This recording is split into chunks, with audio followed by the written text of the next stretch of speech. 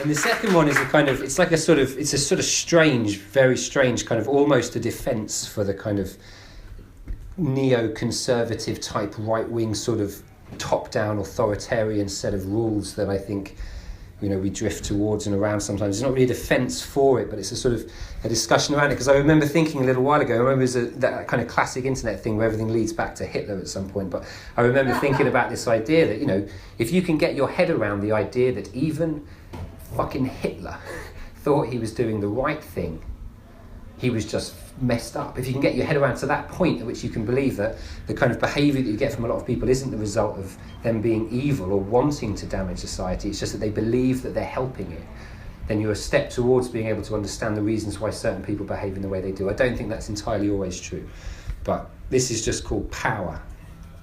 And it goes, he placed a small box on the table. Ornate carvings it had none, gilt and gold was not its thing. In fact, it was hard to see the colour really. It was almost hard to see.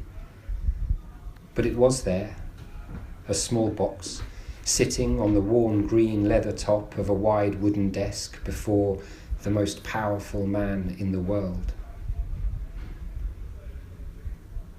It's yours, if you want it, the traveller said. It has the power to create anything you desire, the power to control people. It has the power to meld and mend consciousness itself, and as such, it creates reality. The traveller sat back. It's yours, if you want it. What's the catch? Asked the most powerful man in the world. There must be something. The traveller shrugged. I have one myself, and no one needs more than that. There was a moment's pause, where the man's hand itched to reach out and snatch it and be damned with or else. What do you want? Asked the man. You have a choice, the traveller said. My asking is only curiosity, but I want to know what you do. You can have this. I'll give you 10. Or I'll give you one for every one on the face of your planet. The decision is yours.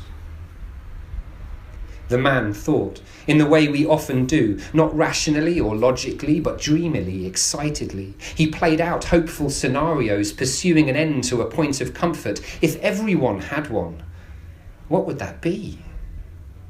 The endless consumption, street corners riddled with drugs and debauchery, the population losing focus, chaos reigns, the lecherous mob drowning in their luxury, humanity sinking in the sand.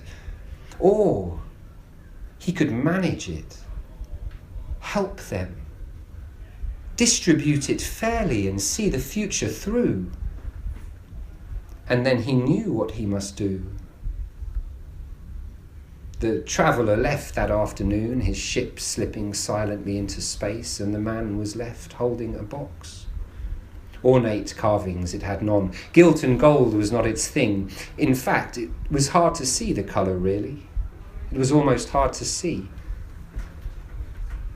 And it never seemed to work.